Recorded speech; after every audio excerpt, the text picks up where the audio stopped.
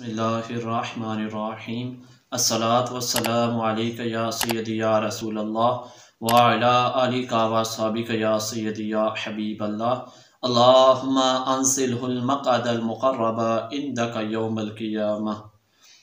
मैं आज आपके सामने नसीहत नंबर 31 पेश करूँगा, जिसमें हकीम लुक़मान रहमतुल्लाह अलैह अपने बेटे को नसीहत कर रहे हैं कि ए बेटा, कभी भी झूठ ना बोलना, क्योंकि अगर वालिदैन बचपन में ही बच्चों को झूठ से बचाने की कोशिश करें तो वो बड़े होकर झूठ नहीं बोलेंगे।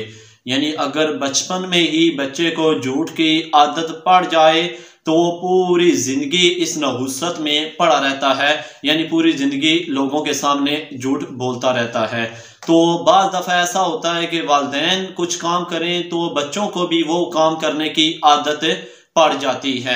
यानी अगर बच्चा वालिदैन को देखकर झूठ बोलेगा तो यानी वालिदैन उसके झूठ बोल रहे हैं तो बच्चा भी बड़े होकर झूठ बोलेगा, क्योंकि आप सल्लल्लाहु अलैहि वसल्लम ने इरशाद फरमाया कि मुनाफिक की 3 अलामात हैं कि जब वो बात करता है तो झूठ बोलता है, और जब वादा करता है तो वादा खिलाफी करता है, और जब उसके पास इमानत रखी जाए तो वो इमानत में खयानत कर देता है।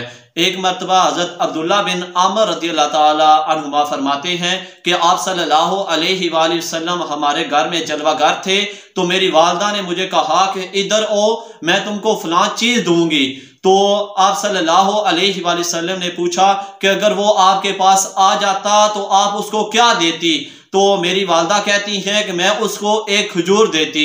तो आप सल्लल्लाहु अलैहि वसल्लम ने इरशाद फरमाया कि याद रख लो, अगर तुम उसको कोई भी चीज़ ना देती तो तुमने झूठ बोलना था, और जो बंदा झूठ बोलता है वो जहन्नम में चला जाता है। एक और हदीस में आप सल्लल्लाहु अलैहि वसल्लम ने इरशाद फरमाया कि जो बंदा झूठ बोलता है वो बुराइयां करता है, और जो बुराई करता है क्योंकि बुराई जहन्नम की तरफ ले जाती है, और जो बंदा झूठ बोलता रहता है, झूठ तलाश करता रहता है, अल्लाह ताला उसको झूठा लिख देता है।